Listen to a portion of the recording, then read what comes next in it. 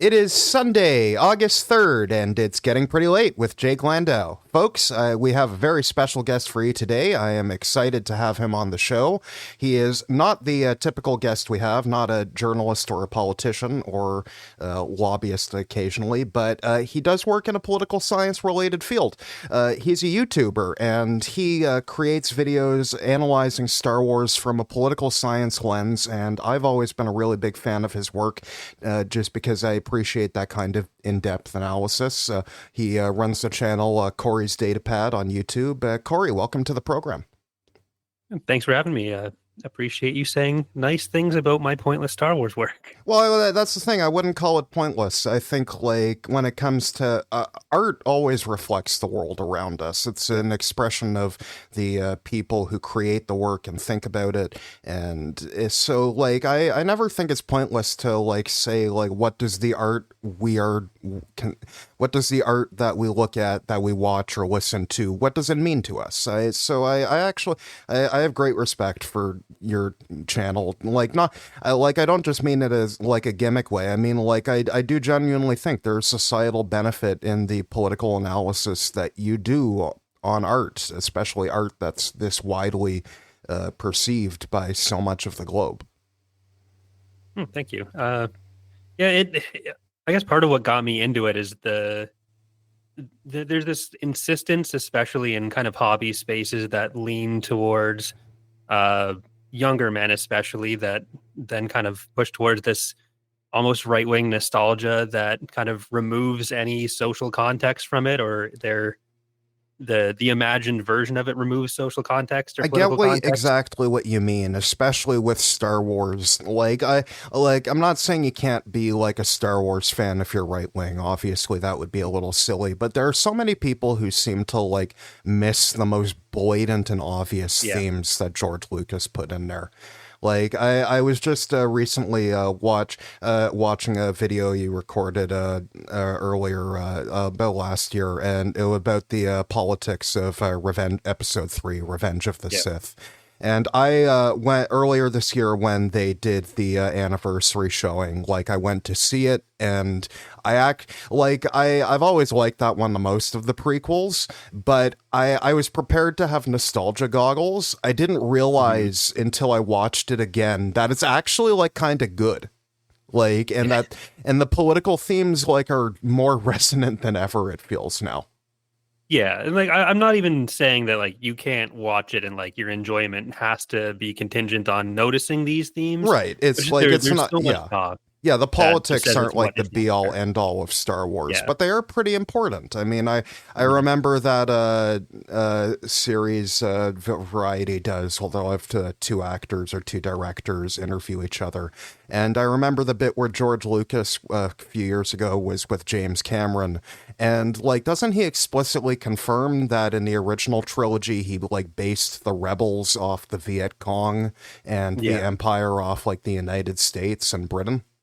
Yeah, even beyond that, like any interview that George Lucas has ever done, he tries to find a way to bring up that like Palpatine is Nixon. Yeah. Like, especially early on, all of his talk was like, and that politician was Richard M. Nixon. Yeah. Like he's very clear about this. And then in the prequels, you have Newt Gunray, which is Newt Gingrich and Ronald Reagan together. And you have Lot Dodd, who's Trent Lott. Chris Dodd and Trent Lott. Yeah. And then I forget whether she was actually in the prequels or whether she was in the Clone Wars show, but you have Senator Halle Bertoni of Halliburton Oil Company. Yeah. Like, George really was not and like, that's the thing. It's like, and this is kind of what really pisses me off when people complain about the prequels having politics. I'm like, no, that's the best part of them. The fact that they have like a sincere through line and like something that George really wants to say. Like the fact that like we're shown a corrupt democracy where private corporations have direct representation in the legislature. Yeah. Like, there's like a 2-minute monologue that was cut from Count Dooku in episode 2 that was like going off on the military industrial complex and all that. And the thing that just gets me is how often people will say like, oh, the new stuff is political because you might have to see someone who's not a white man in a Yeah. prominent position. It's like, But the oh old no, a stuff, black it has woman. these names, Like, but that yeah, doesn't mean anything. That's yeah, his name. yeah, I know, and I get it. Like, it really pisses me off because, for one, I'm glad that Star Wars is trying to be more representative of the way that Mhm. people actually look. Like, I'm glad we're past like the era in the original trilogy where Lando Calrissian was the only black man in the galaxy. Yeah. Like, like that was a criticism that George did get contemporary at the time. I know like Carl Sagan complained like in interviews like about how white he found the Star Wars galaxy. Like with but on the other hand though, like there's something I feel has been missed a little in more recent content, and it's that like originally the Empire was kind of like sexist and racist. Yeah. Like, and like, I don't mean that in a good way, but I mean like it played into like the fact that they were indeed fascists, and that these are things that can go hand in hand with fascism. Like, Yeah, I think part of that is that like thematically some of the some of the way those issues get handled is treated with like anti-alien bias, and but it does end up kind of using the empire as uh a part of being like progressive in producing stuff. And I'm not sure how well that works in yeah. universe, because there is a lot of work that has come out, especially since like 2015, where they say, "Oh no, women could get these jobs in the empire, and look how far women could get in the empire." But like, uh, are we Girl really trying to boss make the commits empire war seem progressive crimes again? too. Yeah, I actually in Andor, I like how with Dedra Miro's character, like they make it like she's in the Imperial Security Bureau, like the like the Stasi, like the secret like intelligence apparatus of the fascist state. And I love what her actress said. It's like she's not a woman in a man's world; she's a fascist in a world of fascists. And yeah, like I do like how like without having to be explicit into it, they play into the fact that she's the only woman in the room, but that like her attempts to overcome this are to do horrible things. yeah. Like I appreciate that kind of nuance and like how gender roles and can play into fascism, because I feel that we don't see that enough, but it's a pretty big like it's a pretty big way that like fascism manifests itself in the real world. Yeah, and there's in the older content, there's two women that end up as like leaders of the empire in some of the novels that come later. Yeah, and the Her name Legends are era Isard stuff and before the Dala. Disney reboot. Yeah. Oh, yeah. Yeah, and I remember Della vaguely. I never managed to get around to reading that part of the Legends series. I was more into the Legacy comics, like which is admittedly weird. Like, but I liked that we had moved. It was doing something a little different with the Yuzan Vong too. yeah, Yeah. but like ironically enough or expectedly enough, some of there's like this weird online fandom that's like very pro empire, whether it's like role playing or because they reflect something in their actual beliefs, I but they remember when me and my still. sister were at Galaxy's Edge. I forget whether Yeah. we were at the one in California or Florida, because we went to both within a year of each other. Mhm. And now, because of the border, we can't go south ever again. But like, But yeah, yeah, in that group, even yeah, like it's Dala and Isard that get yeah. attacked a lot as being incompetent. It's like, okay, well, maybe we're seeing some more of these attitudes come through. Yeah. Uh, uh, and like I am thankful for Andor as a whole, as like a more recent show, because it like I was disappointed in the sequels, the Yep. episodes 7 and 9 from 2015 to 2019, for those who are a little less keyed into the franchise than we are, like just because they didn't have politics. J.J. Abrams like Mhm. actually seemed to like intentionally make sure there were no actual themes behind what was happening in the movie. And it sucks because there is actually like a good premise there you can go with about like people backsliding into fascism because they're nostalgic for the stability and order. Like, and it just kind of pissed me off that like the sequel movies had no interest in doing this.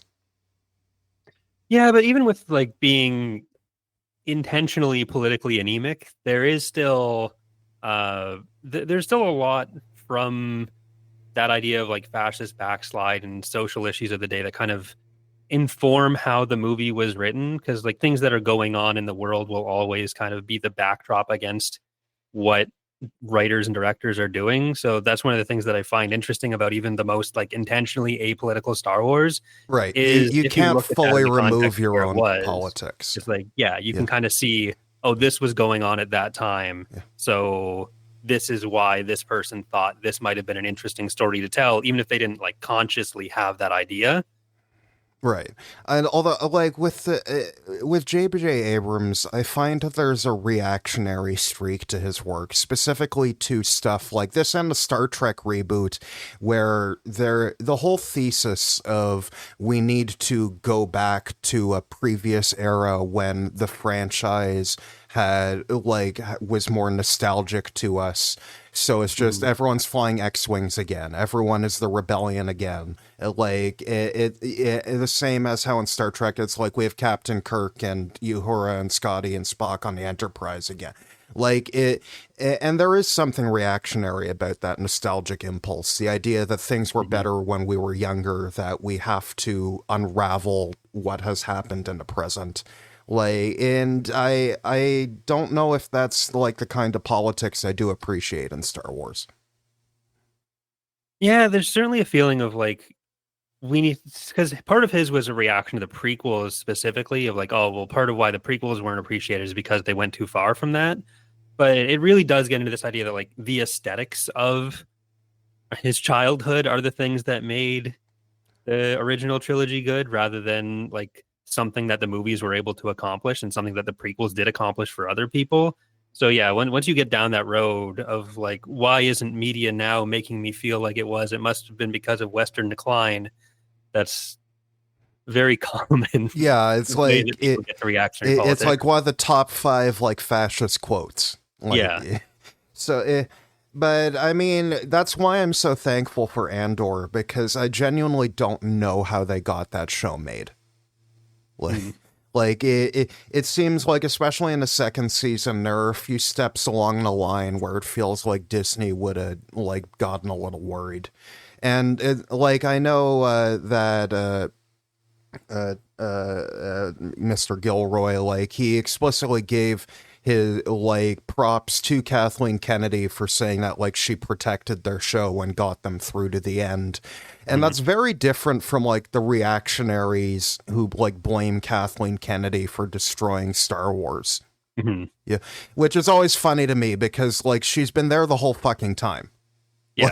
Like literally like me and my mom like we're seeing the opening to Indiana Jones and the Temple of Doom, and I just point out to her in the opening credits where it shows Kathleen Kennedy's name, and I'm like, she's been there the whole fucking time. Yeah. Like I get a lot of flack as like, oh, Disney shill for like defend like I'll criticize Disney the corporation all day, but a lot of these attacks end up going on either like lower level creatives, so like authors, artists, whatever, and even to a certain extent up to Kathleen Kennedy. I feel like this is being misdirected because like these are all people that were there before the Disney buyout as well. So like Yeah. in 2014 or 2012, Disney bought Like she was specifically film, but picked yeah.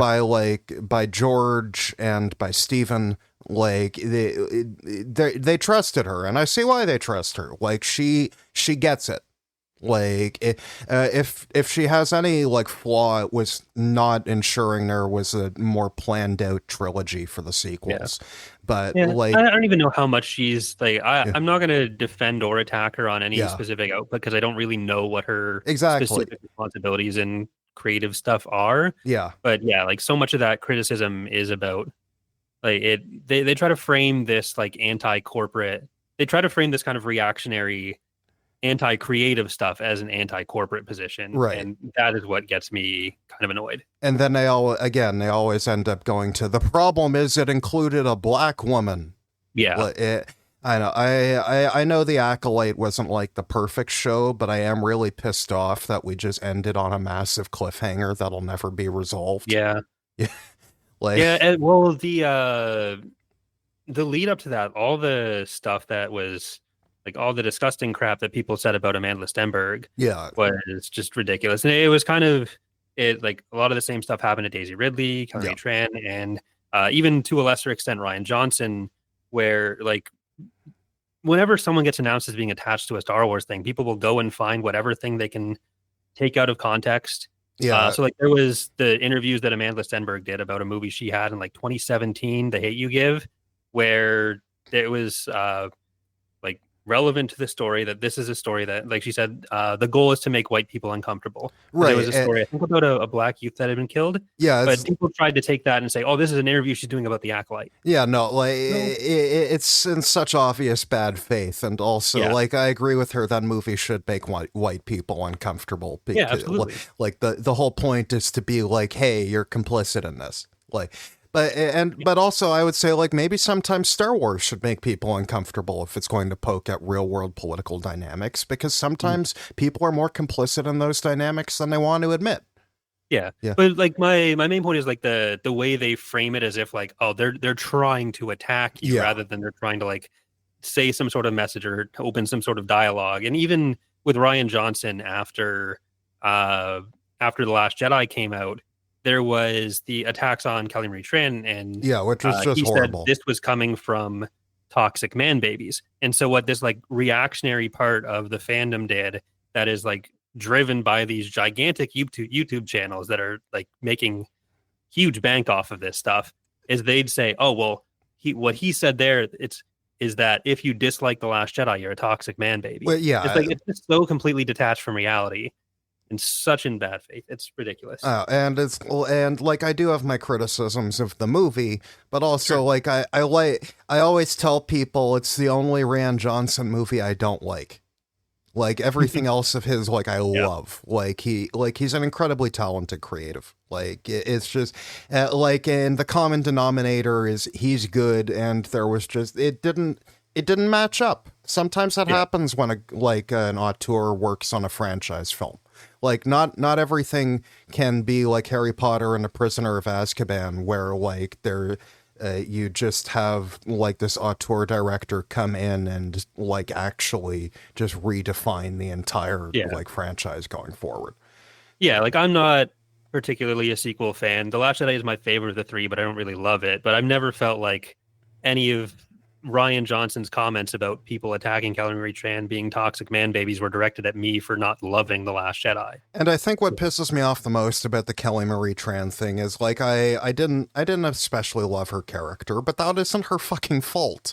It's like that she's playing the character she was written. She acted what she was supposed to act.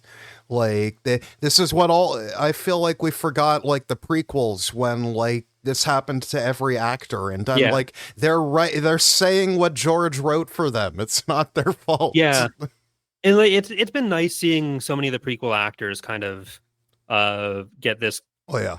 more public support now, seeing Ewan McGregor and Hayden Christensen being excited to be part of And Star it was Wars. Even also Natalie nice Portman saying seeing there was like stuff. Ewan and Hayden like come out and like support of people like Amanda Yeah. and like Moses Yeah. but it also frustrates me that they had to do it because like Disney themselves wasn't. Yeah, like you always think people are gonna say, "Oh, well, maybe we've learned our mistakes, learned our lessons from the past," but then they just do the exact same thing and say, "Ah, it's because last time, the problem with it wasn't the actions; it was that they were wrong that the prequels were bad. Yeah. So now I dislike this thing and I'm right, so I'm right to attack these people." Like, okay, so we've learned absolutely nothing. Yeah.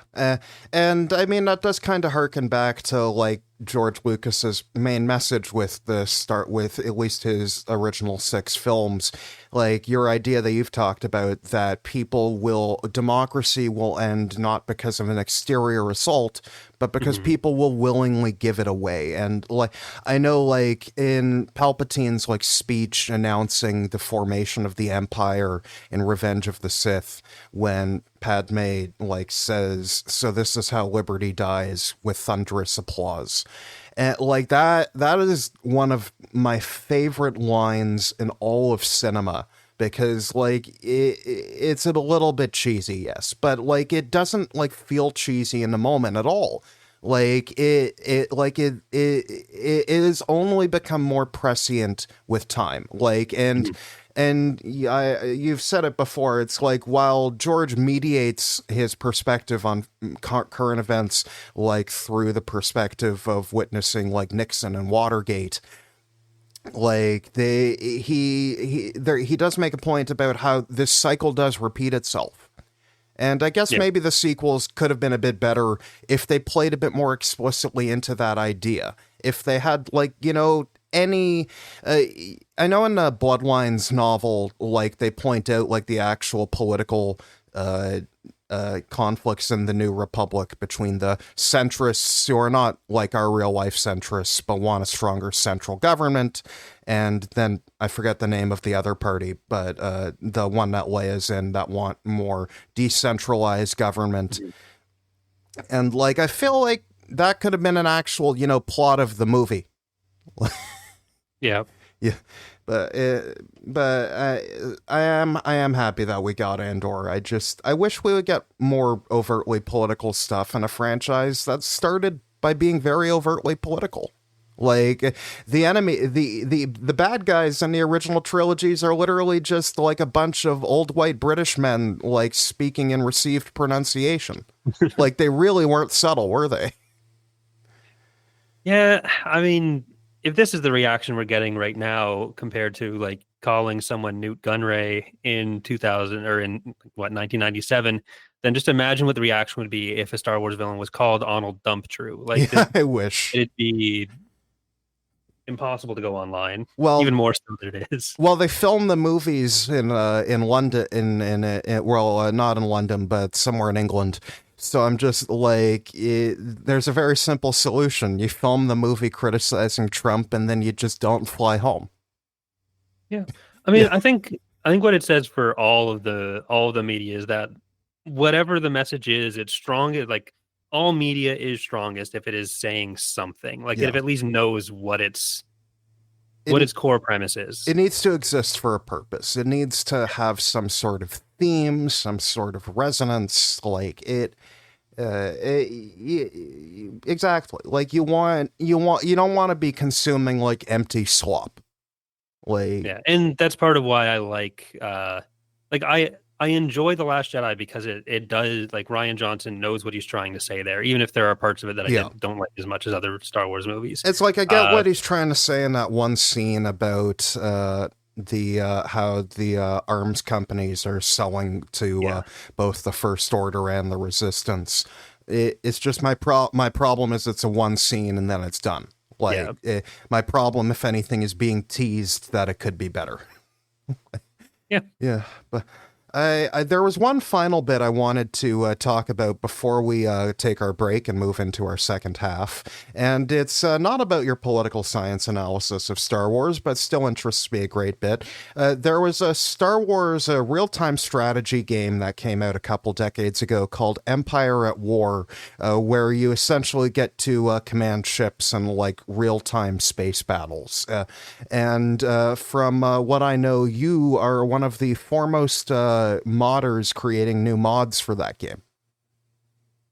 Yeah, so the game came out when I was 14, and I've run a mod for it for 20 years now Oh, almost. wow. So it's mostly because I just don't know. Uh, I struggle with giving things up. So it just anytime I think I'm done, I just We like there's always stubborn more. people on this show. Yes. Yeah. But from the technical side of like modding that game, like, what is it like modding that game? Because like, is there like a common engine that it uses with other games, or did you have to essentially create your own tooling? It's not a common engine. It's something that the developers made at the time, and they've Ah, still used it since then. But this was their biggest game since. But they did release a few tools. But in the 20 years since the release, there have been a lot of community created tools as well that have made it a lot easier to use uh, modern programs like newer versions of Photoshop or model exporting programs, model creating programs. right. 'Cause the tools you used to have to use were very, very restricted Yeah. professional industry tools that that are most 14 yeah. year olds did not necessarily have legal access to. It's like I can't afford 3DS Max. I don't have a job. Yeah. But it's what so like what language do you find yourself working in for like the programming aspects of these kind of mods? So all the programming for it is like basic scripting in XML and Lua. Hmm. So XML, you kind of Yeah. have these parts of the engine that say, and there are objects of each type, and each object type, so whether that's a planet, a unit, uh, or whatever else, has certain properties. And so an XML script just sort of says, Yeah, for this unit, the health is this amount. it's a But with markup document just yeah, describing the basic properties of each entity.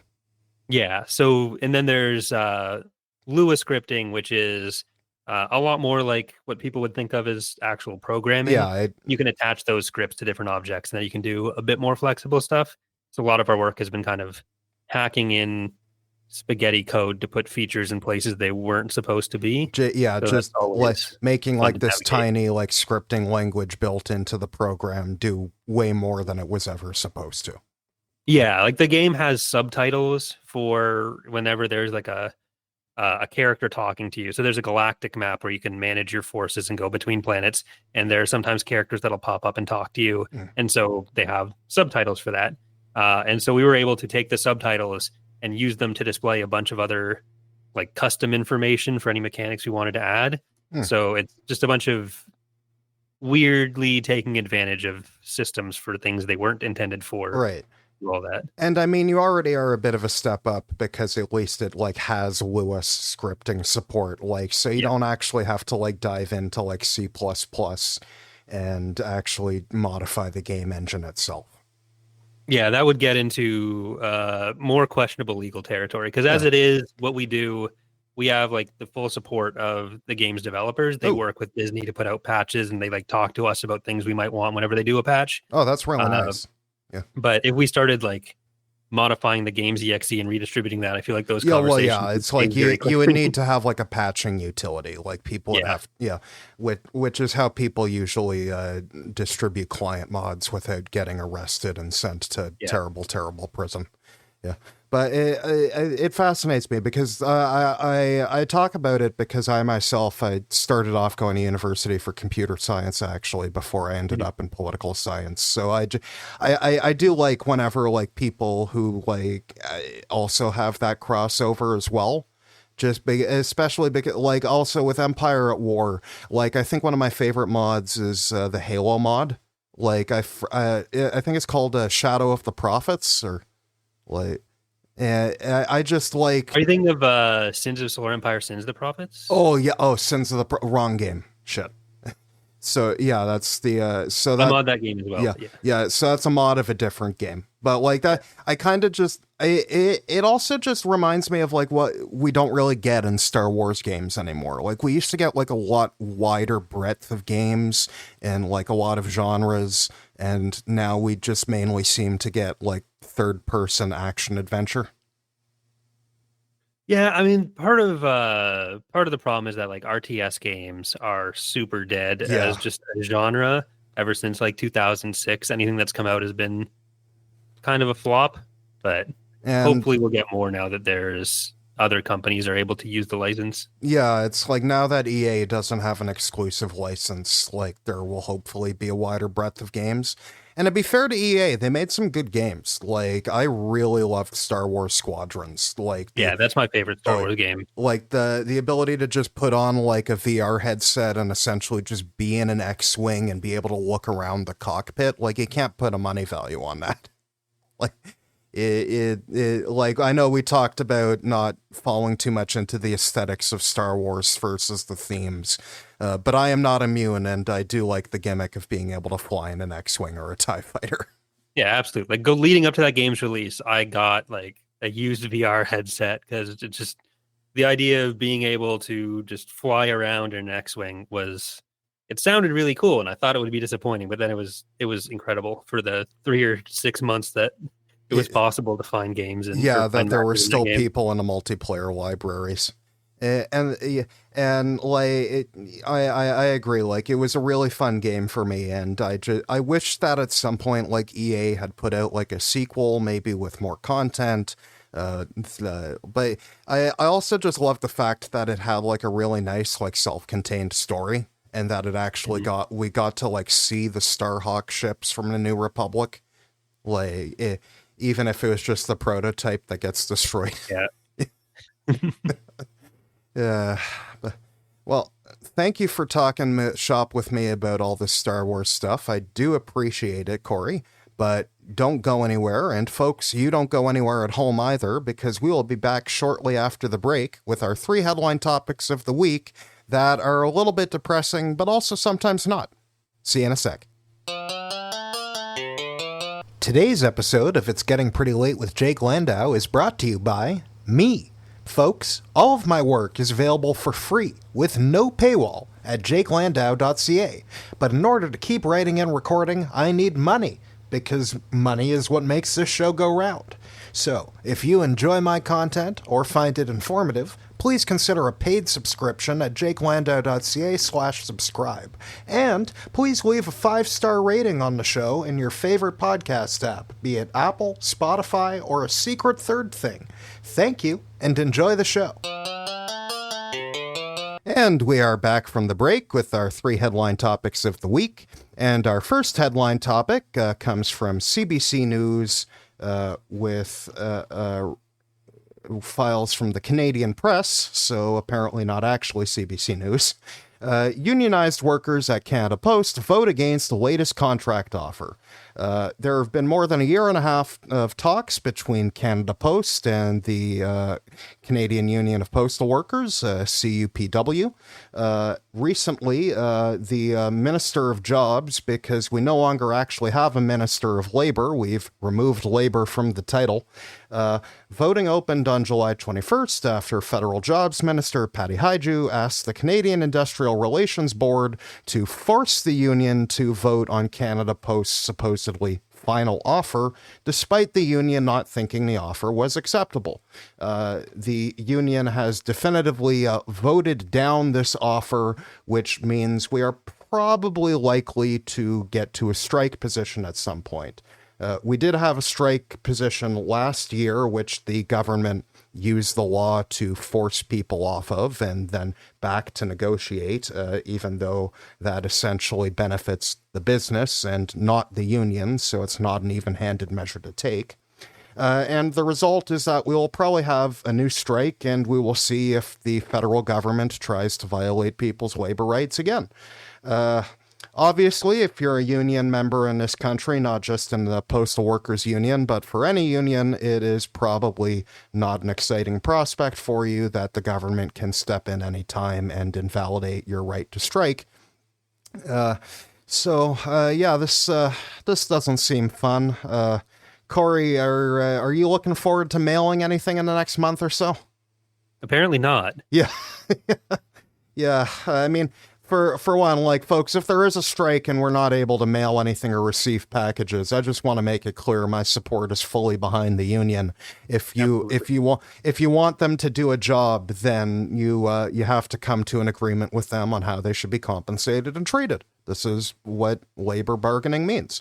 And now the Canada Post has proposed a wage hike of about 13% over 4 years, which is not terrible.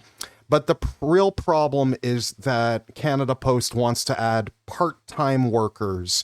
And obviously, the full-time workers are worried that Canada Post, if part-time workers are allowed in a new contract, will just start getting rid of the full-time workers with their plum benefits and compensations, and will start hiring part-time workers who they can pay less and give less benefits to, and will have worse working conditions. So I think the complaint by the union is pretty reasonable here. But Corey, there is one problem the union hasn't considered. The government runs Canada Post, and the government is a bunch of cheap bastards. Yeah, well, they need to find a way to cut 15% of mail, I assume, if they want to be in line with new targets, right? Yeah, and but the stupid thing about is well, Canada Post isn't allowed to operate at a deficit. They are required to they cannot like go into debt. They are required to either balance their budget or hopefully turn a profit. But it's just not a possible thing because the profitable areas of delivery are where there's competition with people like FedEx and UPS and Purolator. But the thing is, Canada Post, unlike those companies, has to deliver to every address in Canada. Yeah. Well, the non-profitable parts are where those companies then offload their work onto Canada Post. As I was about to say, congratulations on the bonus points, Corey. Like, but you're right. It's like when in these rural areas where it's not profitable for Purolator or UPS to drive, they contract out and have Canada Post deliver it for them. So, like, if you get rid of Canada Post or you limit mail delivery to rural areas, you're just cutting off like entire swaths of the country from the rest of the country. Like, and this is ultimately the thing. We treat Canada Post like it is a profit generator when it's supposed to be a network to keep our country connected to itself. Yeah, and this is what frustrates me with everything that is supposed to be a service where things cost what they cost, and if it can run in a way that can recoup those costs from somewhere that makes sense, great. Same with Via Rail. But ultimately, having this service perform properly, I'm happier to pay more taxes if that's what it takes. Yeah. You're not the only one there. Like I want a functioning mail system in my country. Yeah. Like it really shouldn't be this hard. And I guess for folks who don't know at home, you are Canadian too, so like you will be affected by this one. Like on a side note, I do laugh at how many Star Wars YouTubers seem to be Canadian.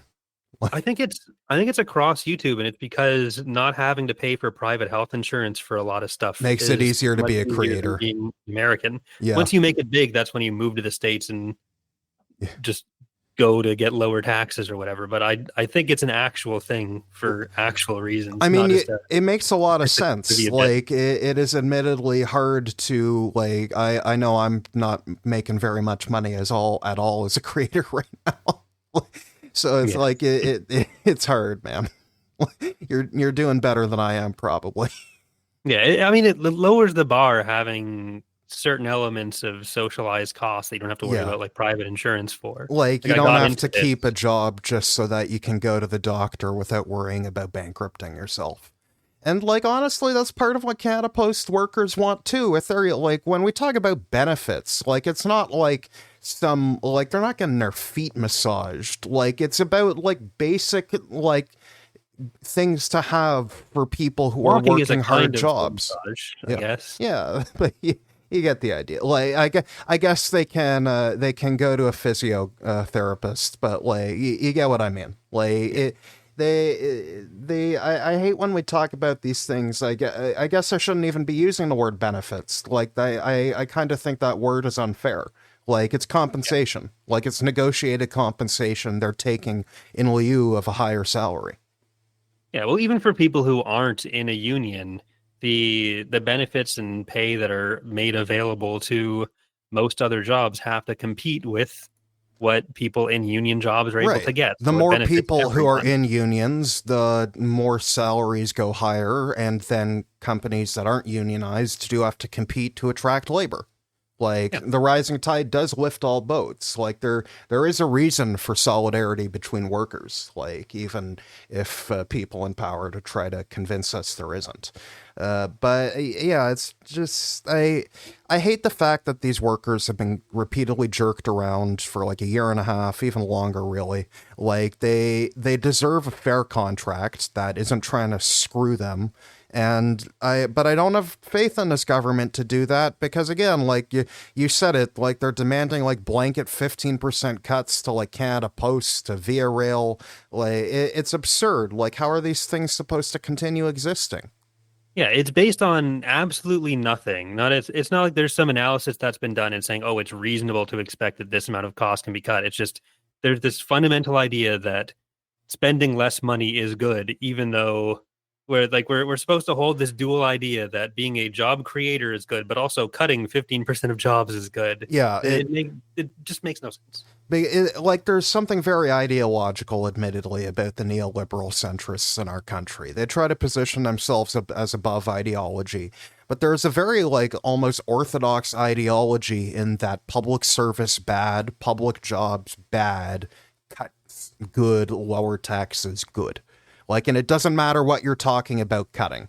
Like, I've had liberals in this province in Ontario like complain to me that the previous liberal government funded medicine for children under 25. Like, well, Yeah. children under 25, but you get the idea. Like, youth under 25. And I'm like, well, it's constitutionally, it's your job to fund healthcare. So, like, if you're not going to do it, who the hell should? Like, Yeah, eh, if it's not funded publicly, it's still got to be funded from somewhere, and it's yeah. just going to cost more money to do it individually. It's like saying if you remove groceries from the family budget, but everyone has to go out and buy a McDonald's meal instead every day. Sure, that's the family budget doing better, but you're still spending more money. You know, when we talk in Star Wars about the dysfunctional democracy that's completely unable to accomplish anything other than tax cuts and increased power for corporations, you know, I wonder what they're alluding to, Corey. like, It's fantasy. It's fantasy. yeah. Honestly, that's why I used to be a bigger Star Trek fan, but eventually I turned more to Star Wars because of how imperfect the world is. Because of the fact that it's like, oh, it's our world. It's the world where there are these imperfections and injustices we're going to constantly have to fight, and vigilance against them is just the price of living in a free and fair society. Like, so it. Hopefully, we will live in a country one day where Canadians actually want to help each other and pay for things for the benefit of other Canadians. Not today, maybe someday.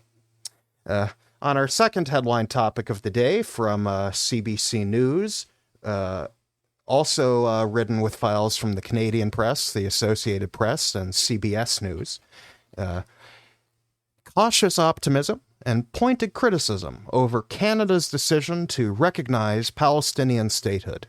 People in Gaza welcomed the news from Canada on Thursday as officials in Israel condemned it. And frankly, it does not shock me that the split feelings are between the people who would benefit and would like it and the people who would not benefit and therefore don't like it. My personal side is on letting Palestinians have equal human rights in a time where they're being repeatedly massacred and slaughtered. But apparently other people disagree, Corey. Yeah, it's weird how that happens. Yeah. And ultimately, I mean, I've been ringing the bell on Palestine for long before October 7th was a thing. I come from a Jewish family who left Israel in 1953 because we were pretty uncomfortable with the whole we didn't my namesake, my great grandfather, he didn't want his kids, my grandmother and her brother, to be drafted into the military and kill people that he thought were almost the same as them. So we left. We came to Canada, and I'm pretty happy to be here. I'm pretty happy to have Palestinian friends that I can hang out with, without the fucking specter of war and me being told that they're the enemy that I have to kill. And I don't take that for granted for a single day in my life. So of course, I think that we should recognize the state of Palestine. And I think what's changed and why it's become more popular is people used to perceive it as the end goal of the peace process. Now we're realizing it's kind of only step one. Yeah, it's impossible to reach any kind of deal between them if you're already going in with such unequal starting points. Yeah. There's so many conditions. There's so many conditions that Carney has put on this already that makes it who knows how strict they're going to be on those. Right. But no conditions are allowed to be put on aid to Israel either. Right. And it's Israel's recognition as a state has never been contingent on good behavior. When Ergen was doing the King David Hotel bombing, Like there were, and that's actually the really funny thing because like Menachem Begin was like banned for decades from like Yeah. entering Britain because they're like, yo, you tried to kill people, homie. But Like, wasn't it earlier this year that we put out that letter that was like accusing Smotrich and Ben Gvir of yeah. like war crimes and being Well, horrible yeah, people, but there's no we connection placed between them and the sanctions Israeli on them. government, apparently. Yeah, we place sanctions on them, and like connections would be understating it. Like Ben Gvir is the minister Yeah. in charge of police, and also for those unaware at home, he's also been convicted by Israel's own courts of being a terrorist. Yeah, like isn't Ben Gvir, he's national security right now, and Smotrich is finance, I think. Yeah, like So like these are very key parts of government Smotrich policy. is finance and also effectively like governor of the West Bank. Yeah, Like, like housing. yeah. In the way that in Star Wars, the Emperor would impose a governor before they blow up the planet with the Death Star. Like, Yeah, like it'd be like hearing Polyev criticize like Champagne and on, but say no, like that has nothing to do with what Carney's government is doing. Like, what are you talking about? What is this disconnect? yeah. And like what I find notable here is like we are way behind in recognition of Palestine. There are Yeah, like about the CBC literally has a map in the article, and there's about 140 countries that recognize Palestine already. And shocker, shocker, it's South America, Asia, and Africa, and parts of Europe, but missing other parts of Europe and North America and Australia. Like, and New Zealand. yeah, But so it's like it's literally just the white Western countries versus the rest of the world, pretty much. mhm. And it's like it's Canada and France and Britain like scrambling to make sure the rest of the world doesn't hate them for the rest of eternity for being very, very complicit in what is a genocide. Yeah. Like, do you expect this will? How loose do you think these conditions are? Because the way they're laid I out, think they're a it little bit loose. Like I think Carney has set himself up in a position where if he doesn't go through with recognition in September, like there will be riots. yeah, fair enough. Yeah, especially because it's like remember, it's like what's driven public support like to support this is that according to a poll Yeah. run by the Toronto Star, a majority of Canadians outright believe that Israel is perpetuating a genocide. So of course Canadians are opposed to selling Israel arms. Of course Canadians are feeling more sympathetic to the Palestinians when they see Palestinian children like being starved to death on the news every single night. Like the Israel wonders when world public opinion changed, and I have eyes, I have Yeah. ears, I can see what you are doing, and I do not like it. Like, Yeah, it's so weird watching both the liberals in Canada and the Democrats in the United States just play such catch up, but the way they're trying to go about it is that I don't know how they've managed to stay this far behind the curve for so long, but especially in New York, watching the Democrats try to like frame Mamdani as anti-Semitic, despite getting I think a plurality of Jewish New yeah, Yorker votes in the primaries. I hate it. Like, I mean, as a Jew, obviously, I'm upset to have like the genocide and the apartheid regime perpetuated in my name. Yeah. But like, I mean, I also hate the smaller things where they're like, oh, but like, I'm like, can you stop weaponizing my identity to hurt people? Mhm. Like, I feel like that's a pretty reasonable request, Corey. Yeah, the definitely. I know, but it's like you're right. The conditions are a little bit stupid. I mean, like the election bid, like Canada defends Ukraine not holding an election because Yeah, exactly. how could they hold an election with Russia bombing them? It's the same Yeah, thing. it's Like, effectively an occupied state. yeah, it's like how are Palestinians supposed to hold an election when they're like fenced in and like unable to visit another village in the West Bank? Like how are people in Gaza supposed to vote? How are people in East Jerusalem supposed to vote? It's absurd. Hmm. But like But what will Canadian recognition of borders look like? Because if you're recognizing them as a state, recognizing borders is going to be the next thing. well, And then if you have like the bypass roads, where in yeah. the West Bank are you going to Well, say this that? is the thing because it's not even the election thing that's my biggest concern. Like it's the demilitarization thing that makes me Yeah. just say that what Carney is promising is not a state. Like, if you do not have your own military, your ability to protect your borders from external threats and to deal with insurgency inside your borders, then, like, and also because Israel is literally, like, every day they're constructing new settlements. So it's explicitly saying that, like, Palestinians and the state of Palestine wouldn't have a right to resist the annexation of their land. So how is that a state? Because you're just saying Palestine has the right to be a state if they lay down and wait to die. Yeah. Like, it's absurd. And also, like, what are they? What's the dividing line for who count? Like, what counts as no Hamas involvement? Is this going to be the same form as like de-Baathification in Yeah. Iraq, where like anyone who has ever had any affiliation with the government, Right. like anyone who held any of these positions before that worked like a civil servant? Yeah, like you're Like, going to get rid of the guy who works at the DMV? Yeah, and that's what we tried in Iraq, and it did Yeah. not go well. Yeah, and honestly, like the comparisons I make to Israel and Gaza, it's like America and Iraq, it's like America and Vietnam. Like Yeah. they have no idea what they're doing there. The only thing they do know how to do there is kill innocent people. Like it's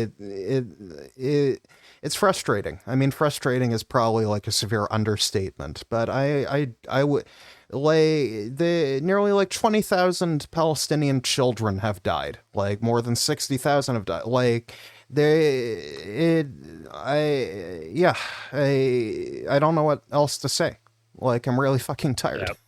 It's podcast name drop. There you go. Yeah. Yeah. There we go. Alrighty, moving on to our final topic of the day, and this one's a lighter topic in case you got a little too depressed there. And as you folks know, we do two national stories of interest for our first two topics, but our final topic is a local story. From Toronto, CP24's Phil Tsakouris reports, Toronto man who races TTC streetcars on foot keeps on winning. I had a big problem with this article. Like, I don't think it's fair right off the bat. Valid. Yeah, it's like it's a little bit. He literally is like sprinting. He was allowed to run, them. Jake. Yeah, you can't expect him to beat someone running, walking. Yeah, maybe. But yeah, admittedly, he was doing a full-on sprint. But also, I am of the general opinion that these trams, which are rated for like 70 or 80 kilometers an hour, should be able to go faster than a human with legs. And it, like I know in Ottawa, Korea, you guys don't have quite the same problem because your guy, the LRT is fully grade separated, so it doesn't have to cross any like street intersections. But so we avoided that problem. But you still put a streetcar vehicle for some reason in a subway. Yes, and so now for the vast majority of it, there is just huge speed restrictions. Yeah. So it's not that fast. Yeah, I mean, like, I'm in Ottawa a fair bit for work stuff, and like I know my only real complaint about Line 1 that you guys have in Ottawa is just whenever Mark Sutcliffe, the mayor, for budget cuts, drops it down to 10-minute frequency, and I'm like, that's too slow. Like, you cannot have a rapid transit train, your main backbone for the entire city, like only come every 10 minutes. That's not enough. Well, if you're not going downtown either, it's difficult to get a bunch of use out of it. And they're cutting so many local routes because the train exists, even though it doesn't service. Well, I mean, you've got line 2 and 4 now. And those I respect a bit more as lines because they use trains that are more suitable. Like they're not LRTs, they're not streetcars, but you're right. It's like Ottawa has kind of drawn their focus away from what used to be a really good bus system to throw money into a rail system they're not willing to properly fund. Like, so yeah. But admittedly, like, credit where credit's due to Ottawa. Your LRT is better than Toronto's LRTs, or as they're actually just called, streetcars or trams.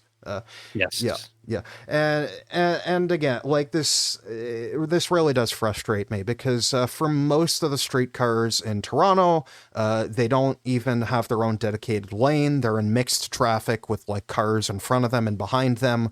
Obviously, makes it impossible for them to keep a more regular schedule like a subway or metro does.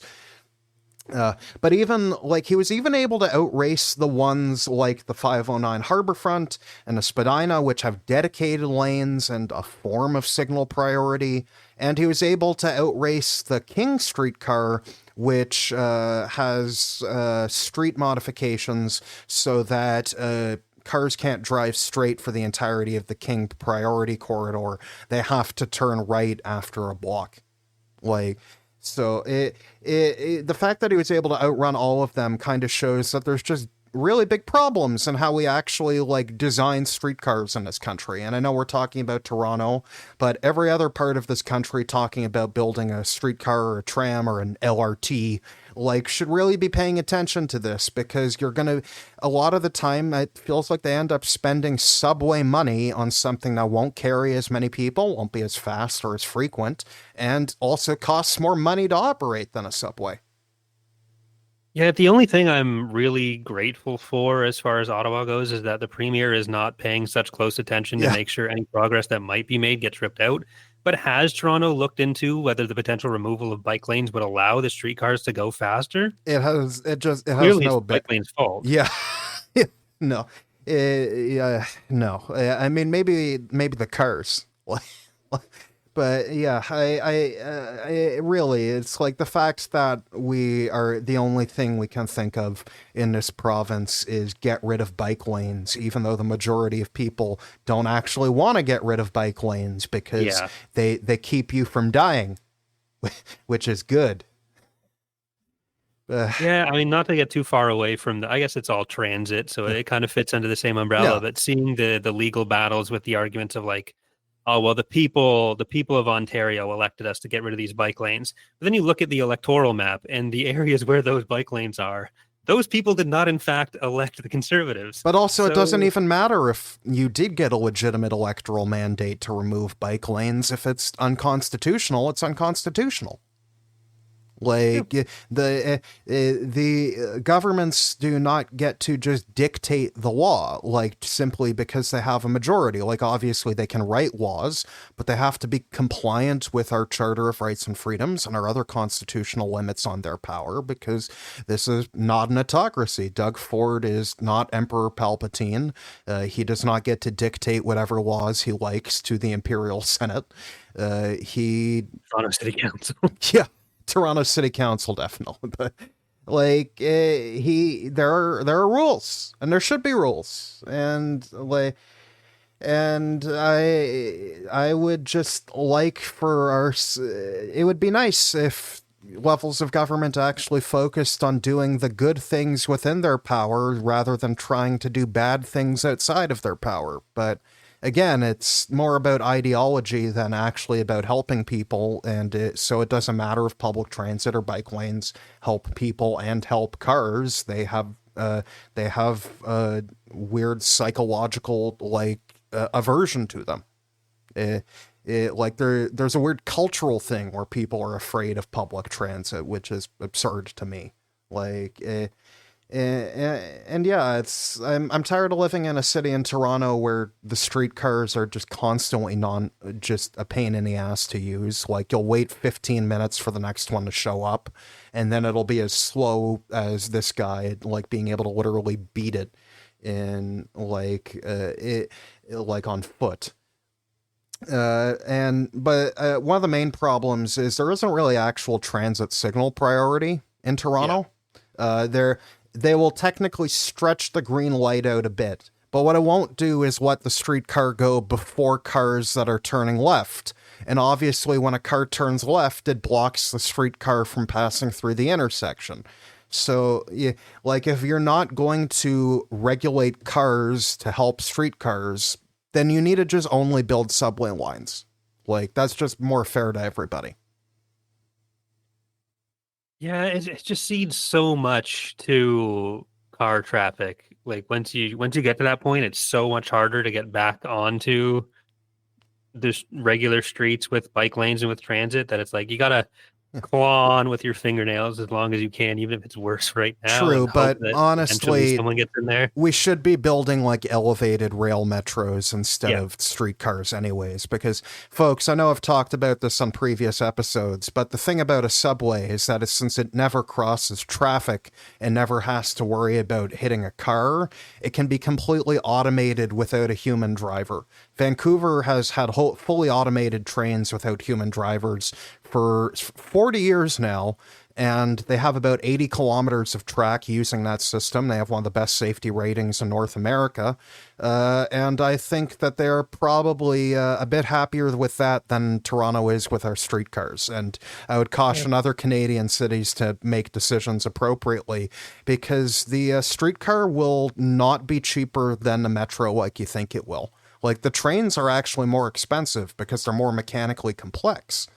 Like, a subway car, you can just make a box with wheels under it, but a streetcar, you have to somehow fit the wheel assembly inside the box.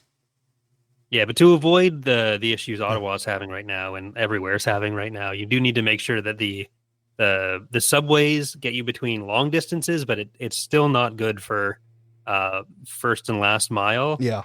So Yeah, you need there bus still needs to service. be that Yeah, like local buses, local bike lanes, all that stuff that local bus needs service some way is, to get priority on the road. local bus service is really important because it acts as a feeder for the subway. It gets people into and out of the subway. It creates new journeys. Like, because you can't build a subway line everywhere unless you're Guangzhou in China, and then within a decade, you now have over a dozen more subway lines than Toronto, while Toronto has somehow lost a subway line. We're still hoping they find it safe and sound. Yeah, I'm in great pain, Corey. For you may complain about Ottawa, but at least they're actually building new subway lines that'll open soon. And then we'll stop for 40 years. You'll stop for 40 years, but you'll have gone from line 1 to lines 1, 2, 3, and 4. Yeah. Although you did have a bit of line 2. Line 4, line 2 already existed. It's better now, but they didn't double track it. Oh, yeah, So they we're didn't capped fully at, double the 12 track minute it. frequency. Yeah, I forgot That's that a part. problem. Yeah, that's crazy. And we'll have, line 4... oh, yeah, because they I'm wouth fine double with track it, they but- couldn't just have it be a forking line. It has to be separate, and you have to actually transfer. But there's room for everybody to improve here. But the grass is always greener in the other in the other city. Alton area. Yeah, in the other Ontario municipality hated by the rest of Ontario. Hey, at least they acknowledge Toronto is technically part of Ontario.